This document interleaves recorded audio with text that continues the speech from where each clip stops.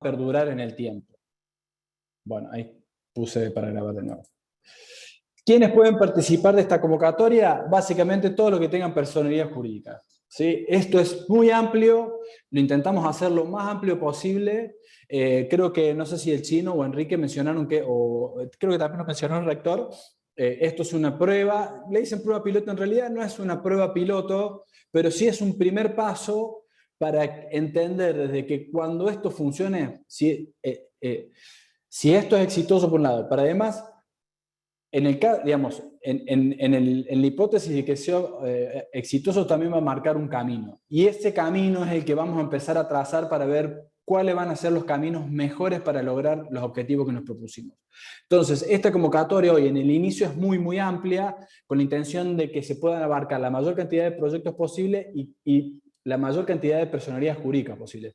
De hecho, si ustedes ven este listado, está englobado la mayoría, digamos, quedarán algunas afuera, pero está básicamente la mayoría.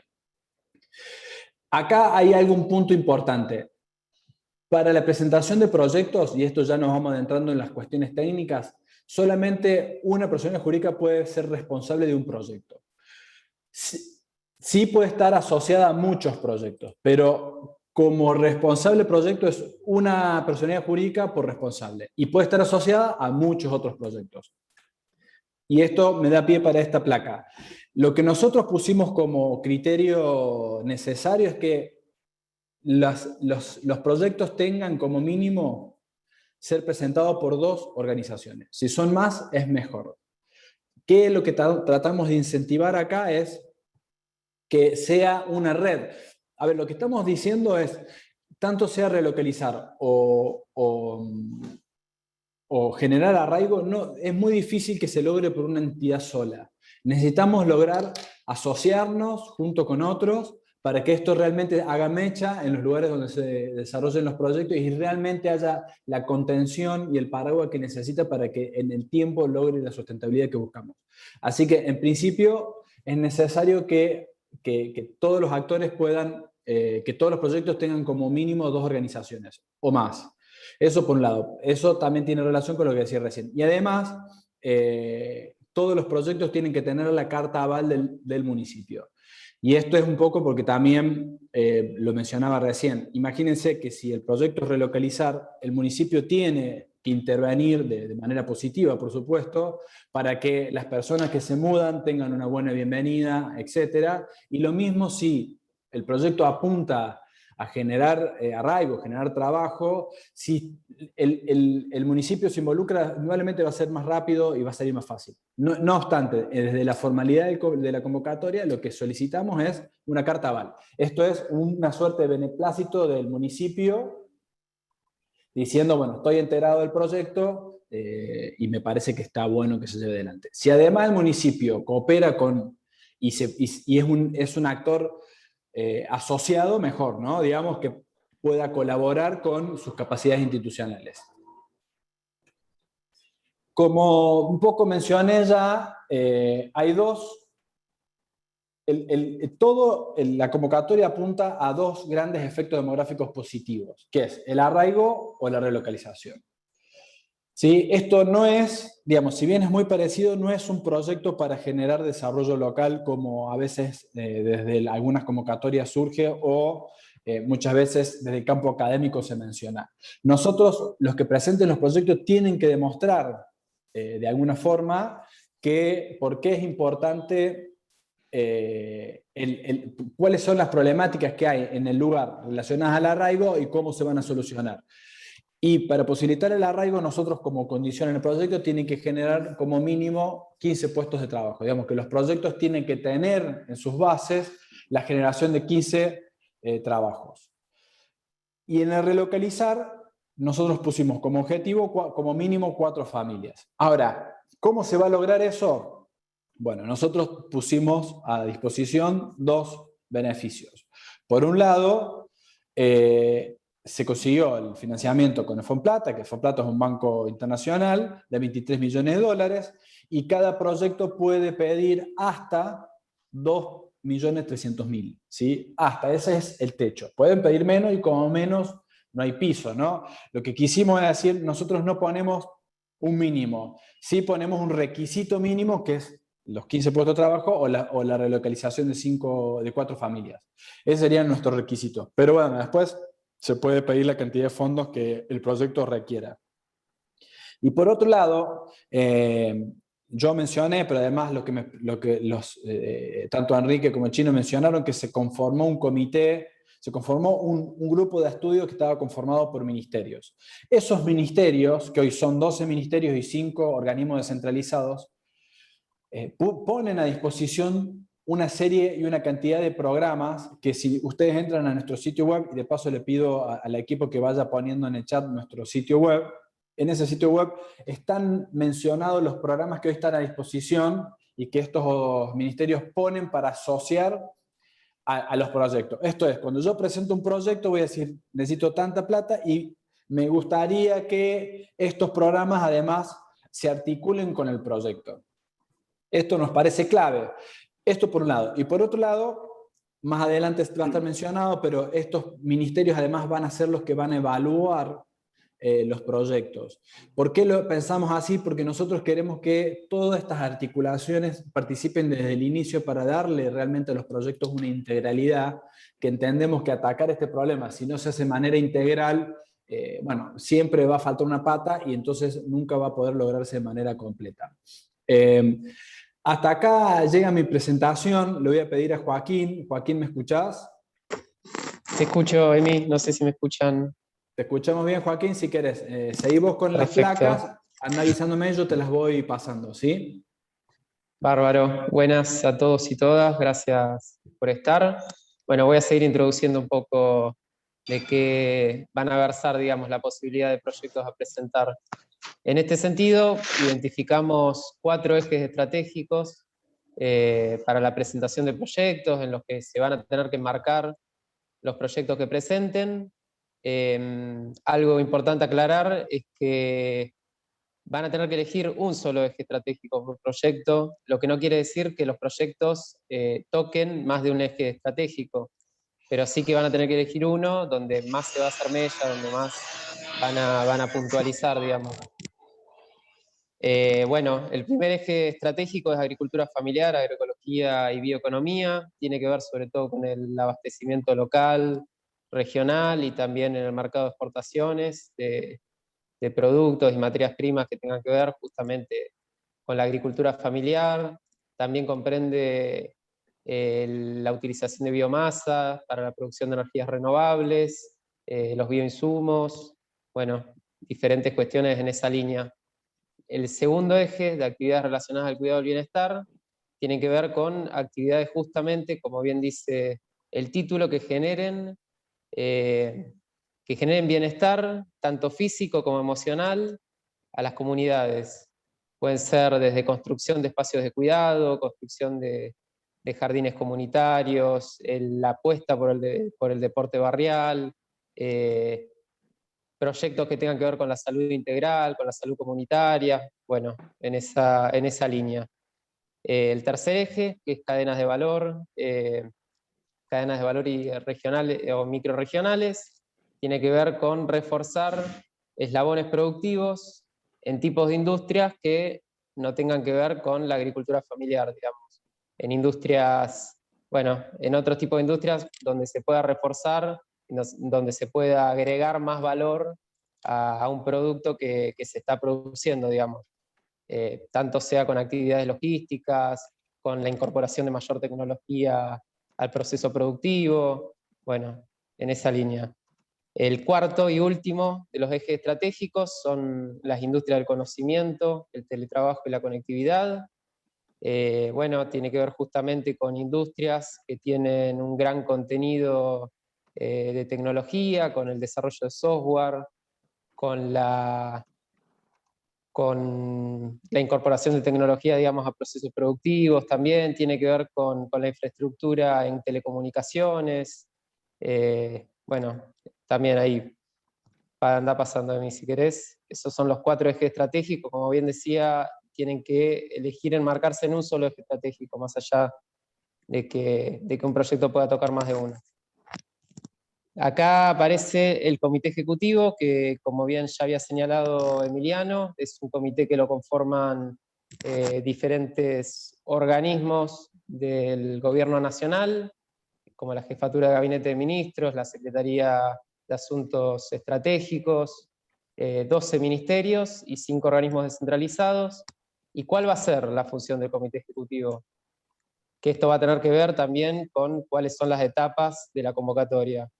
Las funciones del comité ejecutivo van a ser la admisibilidad, la preselección de los proyectos y la formulación de propuestas de mejora y análisis de fortalecimiento de los programas. Bueno, ahí hay ejemplos de programas, como bien había dicho Emi, la primera línea de financiamiento de la convocatoria tiene que ver con fortalecer proyectos, utilizando también, incorporando programas que ya existen en el Estado, pero si querés anda pasando Emi, así vamos viendo, bueno, acá en este caso lo que menciona es que van a haber 2 tipos de proyectos y que van a tener que ver con la contraparte que van a tener que hacer las organizaciones beneficiarias. Como en muchos programas, se exige una contraparte que van a tener que aportar tanto en especies como en efectivo, las instituciones que reciban fondos también. Y para calcular la contraparte, digamos, utilizamos 2 categorías. Una categoría A, que son proyectos con prevalencia del impacto social. Dice que se requerirá una contraparte del 10% del monto del proyecto. Los proyectos con prevalencia del impacto social tienen que ver con proyectos que no se puede medir básicamente la sustentabilidad en relación a la producción de un retorno económico, digamos. No van a ser proyectos que quizás produzcan una sustentabilidad en términos económicos porque produzcan ingresos, porque quizás estén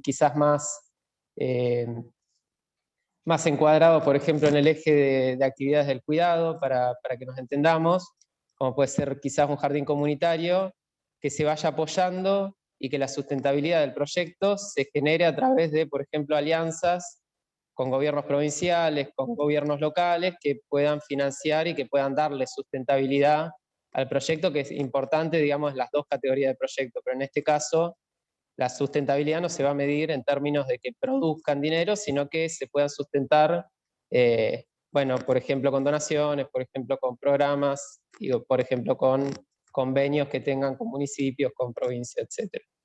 En la categoría B son proyectos con prevalencia de rentabilidad económica. En este caso, la contraparte que van a tener que hacer las organizaciones es mayor y se va a definir en relación al tamaño de la organización, al tamaño de la empresa. Hay 3 categorías, digamos, de empresas medianas, empresas micro y pequeñas, empresas medianas y empresas grandes. En relación al tamaño de la empresa, bueno, van a tener que ver con la contraparte que van a poner. Como dicen, las micros y pequeñas organizaciones van a tener que realizar un aporte del 20% de contraparte, o sea, el 20% del proyecto lo van a tener que aportar, la cual la mitad va a tener que ser en efectivo, monetario. Las medianas organizaciones van a tener que aportar el 30%,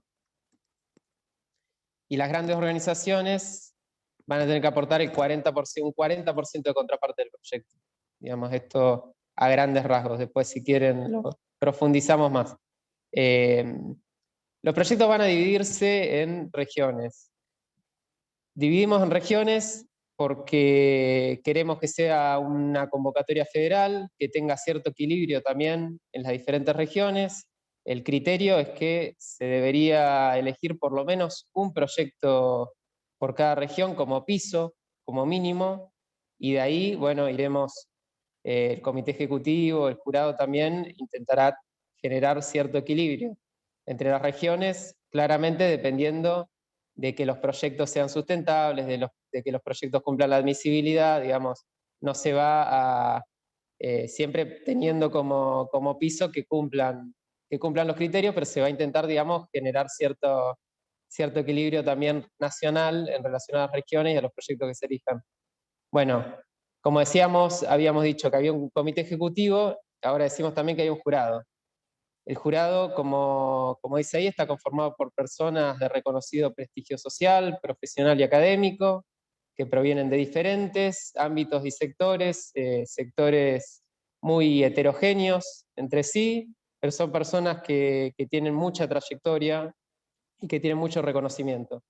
Ahí están los nombres de los integrantes. Y acá les voy a contar un poco también qué hace el comité ejecutivo y qué hace los jurados. Acá aparece justamente el proceso de selección de los proyectos, que esto es importante y seguro les interese.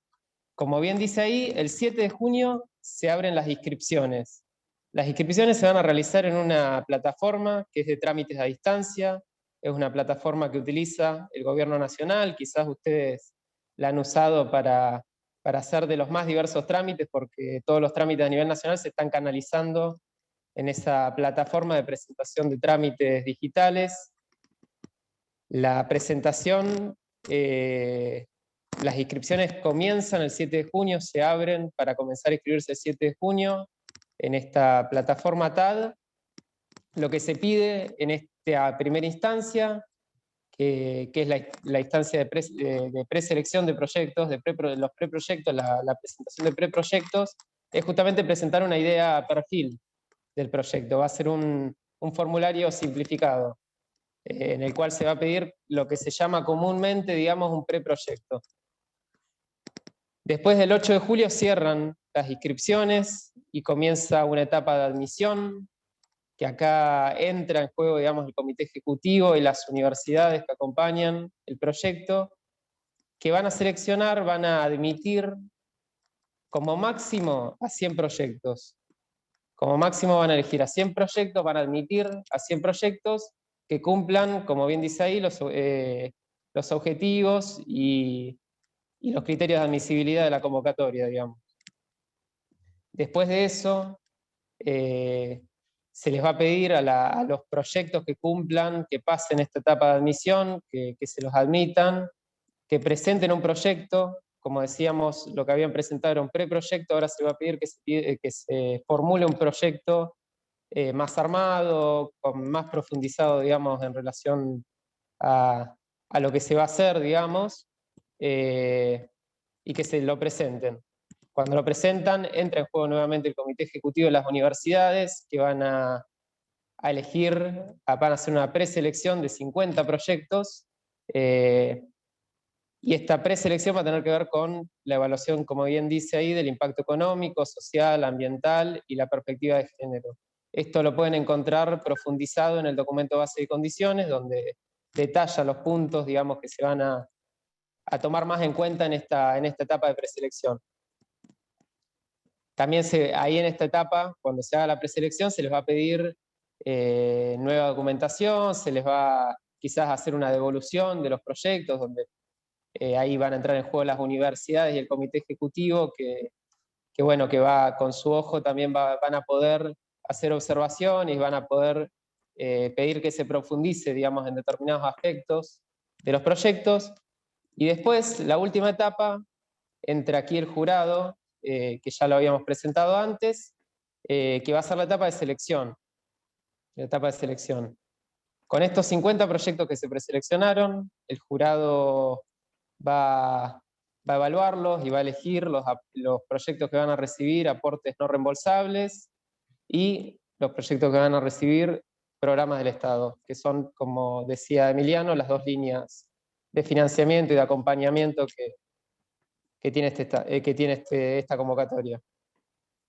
Bueno, luego de eso va a seguir, digamos, se va a hacer el convenio de ejecución, van a empezar a ejecutarse los programas y vamos a seguir con el seguimiento y asistencia técnica, digamos, de los proyectos. Así que un poco eso.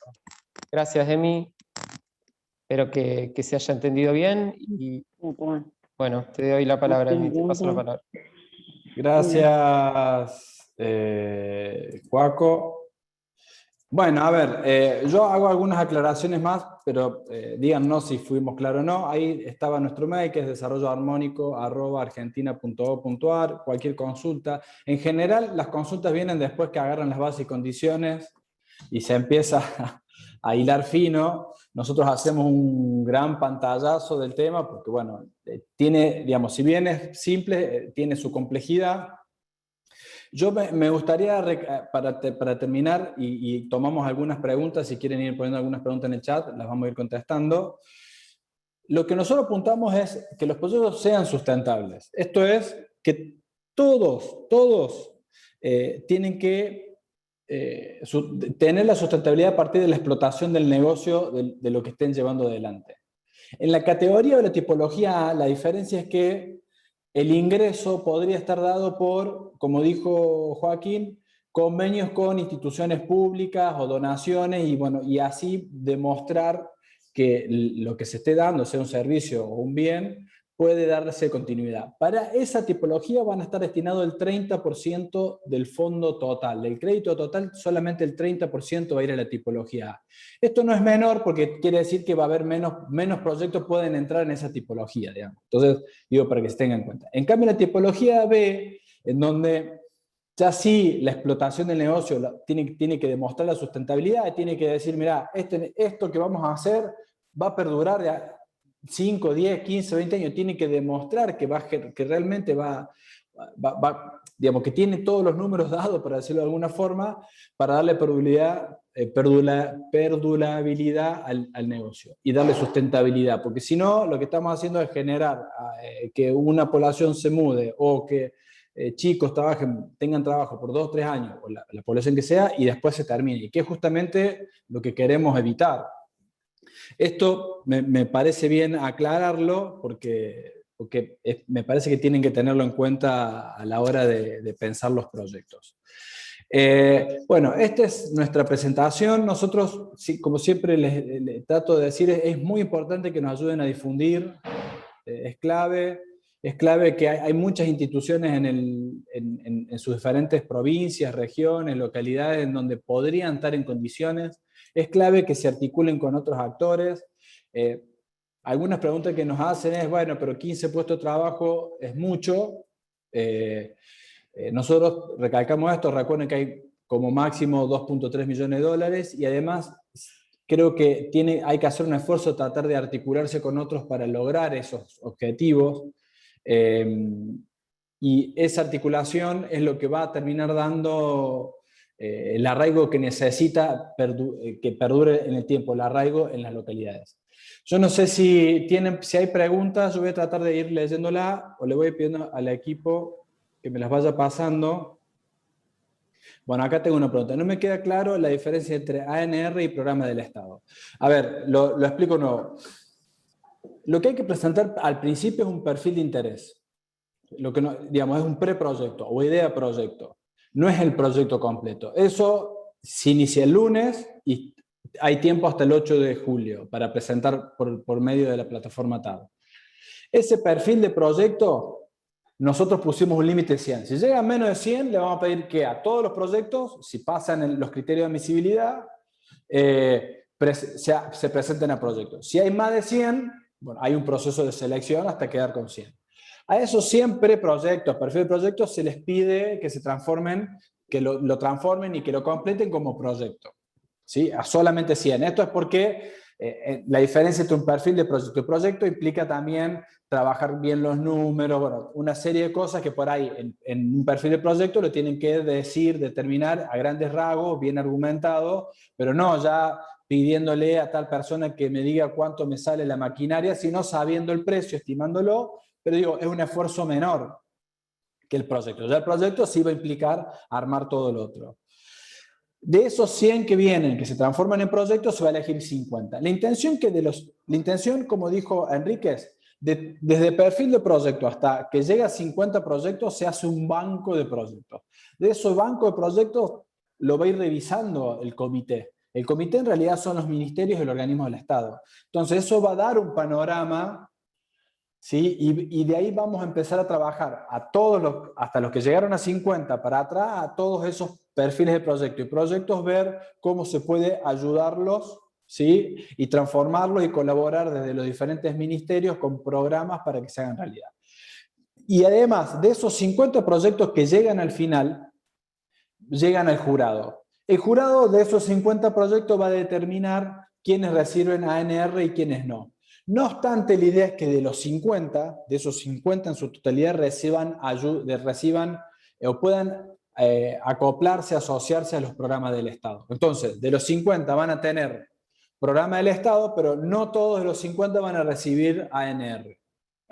¿Sí? Entonces, va a haber un grupo, un jurado, porque hay 23 millones de dólares, bueno, digamos, no va, quizá alcanza sí, quizá no, lo más probable es que no, pero bueno, eso va a estar determinado por lo que pida cada proyecto y para cómo lo ranquee y lo posicione el jurado y de acuerdo a los criterios que mencionó Joaquín, que haya uno por región, uno por eje, bueno, hay toda una serie de criterios que están detallados en la base y condiciones. Ahora, todos esos 50, la idea es que puedan apoyarse en programa del Estado de alguna forma, viabilizarse o la totalidad o una parte. Además de esto que decía del banco. Ahora, si esto es exitoso y se puede empujarse y se vuelve el año que viene con una nueva convocatoria, ya hay un abanico de proyectos que nosotros ya tenemos de cierta forma analizados, vistos. Entonces, eso permite, como yo decía al principio, empezar a tejer caminos para para empezar a ser más meticuloso hacia dónde vemos que el territorio va caminando para generar esto, ¿no? Con los objetivos del programa, arraigamos y relocalizar. Entonces ya tenemos un panorama y un camino avanzado. Y en base a eso, las próximas convocatorias sí, ya pedirle al que presentó el perfil del proyecto o a los que avanzaron y no lograron ANR, bueno, convocarlo de nuevo, tener algún feedback de te faltó esto, falta agregarle esto, mejorar esto, e ir caminando junto con las instituciones que van presentando, digamos, en un ida y vuelta. Pisi, bueno, no sé si está todavía, pero al principio cuando hablábamos, decíamos, uno de los grandes objetivos de esta convocatoria, que nace desde la sociedad, ¿sí?, es la articulación, digamos, y cómo vamos, ¿no?, articulándonos. Y esa es una de las principales complejidades que tenemos, cómo los ministerios, los organismos, nosotros, las universidades, las diferentes instituciones en territorio se van articulando para ir logrando estos objetivos. Bueno, creo que ahí contesté la pregunta, para que me pasaron muchas. Bueno, a ver, le propongo lo siguiente, contestamos 2 o 3 preguntas, ¿sí? Y después, bueno, tienen nuestro mail, que nos pueden preguntar, estamos a disposición. Nosotros intentamos que estos encuentros duren 1 hora, porque, bueno, la verdad que en estos tiempos estamos saturados de reuniones virtuales, no sé si está tan bueno. Así que contesto 2 o 3 preguntas y después los que quieran nos escriben al mail y se las contestamos. La segunda pregunta que tengo, ¿el municipio puede presentarse como institución? Sí, los municipios pueden presentar proyectos, pueden ser la unidad responsable del proyecto en uno solo. Puede presentar un proyecto como responsable del proyecto. Puede estar asociado a muchos. Nosotros le pedimos a los municipios que trabajen con las instituciones que quieren presentar proyectos. Los municipios tienen que presentar el aval, digamos, de ya que pretendemos que lo presenten, pero queremos que den un pasito. Si bien lo obligatorio es una carta de aval, lo óptimo sería que además aporten capacidades, ya sea ayudando a armar el proyecto, como también se lo pedimos a las universidades, pero también puede ser terreno, instituciones, recursos humanos, ser la contraparte. Nos han dicho si puede el municipio como asociado ser la contraparte de otro proyecto, de otra institución. Bueno, hay como una modalidad de posibilidades y que los municipios es clave, sí, para los 2 objetivos que ya planteamos. Dice, la construcción de una plaza con juego y ejercicio al aire libre podría entrar en la convocatoria como eje estratégico. Podría entrar siempre y cuando se logren los objetivos de la cantidad de puestos de trabajo o la relocalización. En este caso sería la cantidad de puestos de trabajo. Si alrededor de esa construcción, porque el municipio, porque con otras instituciones se va logrando generar los 15 puestos de trabajo, sí, pero es obligatorio lo de los trabajos. Así que creo que ahí hay que hacemos mucho hincapié, porque es clave, digamos, darle sustentabilidad. Solamente por una plaza la sustentabilidad no se logra, me parece que hay que trabajarlo más, pero podría ser, digamos, hay un abanico de cosas que se podría presentar. La generación de los puestos tiene que ser, nosotros decimos formales, en algunos de los criterios de formalidad. ¿sí? Puede ser monotributo, autogestionado, en blanco por alguna institución, pero lo van a tener que demostrar. Va a tener que estar justificado en el proyecto y tiene que estar demostrado. Puede ser monotributo social en el caso que se pueda, pero tiene que estar formalizado en alguno de los niveles de formalización que hay. Tratamos de no mencionar los niveles de formalización porque algunos municipios o provincias tienen algunos niveles que a nivel nacional no los tienen, entonces, pero tienen que estar formalizados y tienen que estar justificados. Y eso además en algún momento se va a auditar, digamos. Se va a trabajar para evaluar y auditar, ¿no? Otra pregunta. ¿Todas las instituciones que participan deben tener personería jurídica? Le pedimos la jurídica al responsable. Ahora, va a llegar un momento que en el convenio de ejecución, de acuerdo a las características de los proyectos, que se generen algunos convenios. Y para generar convenios, lo óptimo es que sí tengan la personería de los asociados, pero no es necesario, digamos. Yo particularmente fui mucho tiempo coordinador de una red que se llamaba Red de Asistencia Técnica a la Economía Popular, y cuando presentábamos proyectos lo hacíamos con organizaciones sociales que muchas no tenían, y creo que ese es un espíritu de esto, poder sumar a actores que están en la comunidad y que, bueno, por diferentes razones no tienen la formalidad, pero que en la práctica territorial están bien instituidos. Bueno, les pedimos y creo que es bueno que se sumen. La responsable sí necesitamos que tenga personalidad jurídica porque esa va a tener que abrir una cuenta bancaria, bueno, una serie de cuestiones que están detalladas en la base de condiciones que, bueno, es clave y que no se pueden soslayar a la hora de manejar dinero, digamos, fundamentalmente. Acá dice, las salas maternales con dependencia del municipio o de una organización y controlada por el municipio. Si se demuestran los criterios que recién mencioné, puede entrar. Habría que ver si un convenio con el municipio que asegura los 15 puestos de trabajo, etc. Pero bueno, se podría.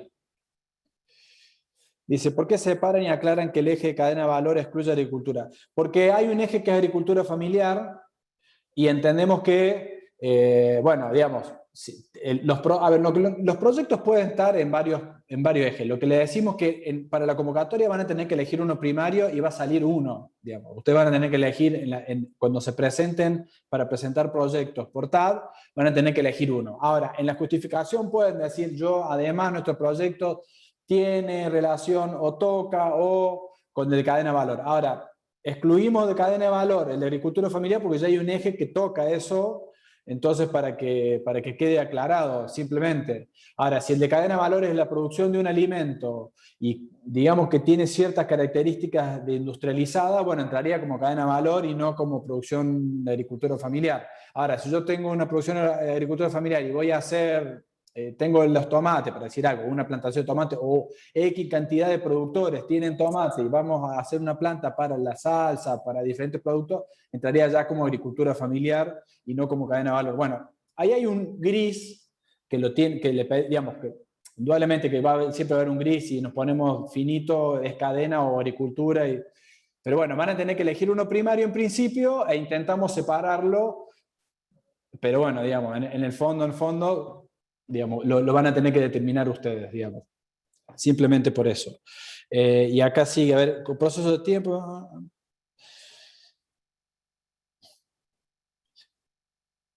Bueno, acá me preguntan, a ver, Juli, si nos ayudas vos. No sé si está Julián todavía, si no, dice, como el proceso de un tiempo considerable de armado, análisis, elección y filtros, etcétera, ¿cómo está prevista la actualización de los presupuestos por el proceso inflacionario que nos genera muchas veces en los convenios? Nosotros eso un poco lo fuimos teniendo en cuenta, ¿sí? La intención es que al final del proceso, cuando se firma el convenio de ejecución, nosotros eso en la base de condiciones hoy no está explicitado, porque la intención es trabajarlo que cada proyecto haya un convenio de ejecución más o menos a partir de un genérico que tenga ciertas especificidades, ¿sí? Tanto sea en los desembolsos o como contraparte o en las diferentes modalidades que se van a presentar. Eso lo hicimos así para evitar este problema y para que los desembolsos podamos tenerlo bien los plazos más o menos detallados para que ustedes vayan previendo inflación o los diferentes temas que tengan que ver con el plazo. Como decimos, hay 36 meses, hay que prever 36 meses. Entonces, bueno, no solamente es inflación, sino también otros criterios. Pero la idea es que eso se detalle en un convenio de ejecución y que esté detallado lo más que se pueda. Entonces, salteamos el criterio que muchas veces nos pasa, que los diferentes ministerios por ahí tienen un enlatado, ¿sí? Digo enlatado en el buen sentido, porque en realidad manejan mucho, entonces no pueden especificarse. Bueno, nosotros decimos al revés. Como no vamos a tener tantos, digamos, no son miles, podemos darnos ese trabajito de ir detallándolo a medida que van avanzando y hacerlo un poco a medida, un poco, ¿no? A medida del proyecto. Dice, el comité puede seguir que 2 o más proyectos se unifiquen. Bueno, no entiendo la pregunta. A ver, los proyectos pedimos que se articulen desde entrada. Después, si hay 2 proyectos iguales, no sé si la pregunta va a ser si hay 2 proyectos iguales, decirles nosotros que se junten. Bueno, sería raro porque no conocemos el territorio y que se junten actores que por ahí se desconocen para hacer un proyecto, no sé si es lo óptimo y tendríamos que conocer dónde están ubicados, bueno, etc. La intención es, por las bases y por el periodo, hay 1 mes y días para presentar proyectos. Si no se conocen los actores, como difícil. Si bien pueden presentar proyectos nuevos, pero bueno, digamos, creo que pedir 2 o 3 actores que se junten ya para empezar de cero es difícil, si bien no imposible. Entonces lo que creo que sucede es que van a trabajar actores, se van a juntar actores que ya de alguna forma tienen relación y ya vienen articulando diferentes procesos y presentarán este proyecto para la partecita que le falta o para como otra de las características de esta convocatoria es que el monto que se puede pedir es bastante más grande que las anteriores. Bueno, se puede desarrollar aquellas partes que por ahí con los programas que están dando vuelta de diferentes ministerios no se puede. Pero bueno, lo veo difícil, Luis, pero lo tenemos en cuenta.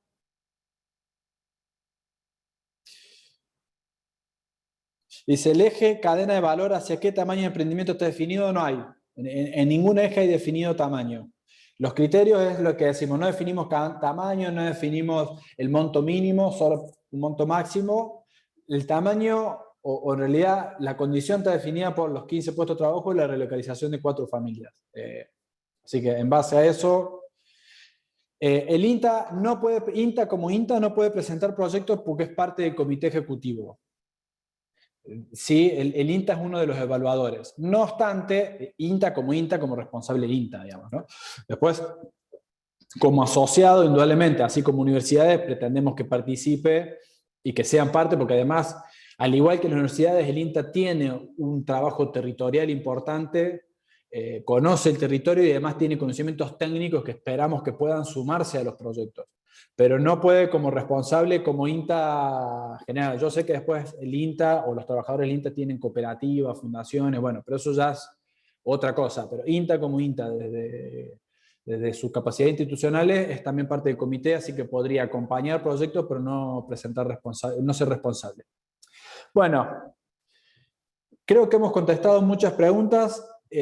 A ver, simplemente le pregunto, porque a mí me dan un micrófono y bueno, hablo. Me han dicho muchas veces hablas muy rápido, lo cual a veces no se me entiende. Pregunta, ¿les entendió? ¿Les pareció bien? Yo acá veo ya algunos actores que ya también me han hecho algunas preguntas por otros temas de la región. Yo de nuevo les agradecemos, ahí David me pone pulgar para arriba, entiendo que, y voy leyendo y me dice perfecto, muy bueno, les agradecemos. Nuestra intención es sencilla en su complejidad, es mostrarle lo que hicimos, es un trabajo que viene de hace mucho tiempo, las bases y condiciones se fueron haciendo con muchos actores, tienen la complejidad, a veces las bases y condiciones que participa un organismo internacional, por lo cual eso tiene ciertas condiciones, ¿sí? Pero creo que lo hemos simplificado bastante.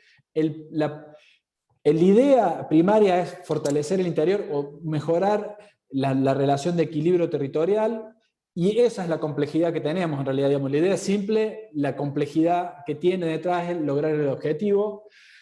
Es clave que ustedes puedan presentar proyectos, es clave que puedan difundir la idea, es clave que traten de articularse en territorio para que esto salga, es clave que se apoyen en las universidades cuando fuese necesario.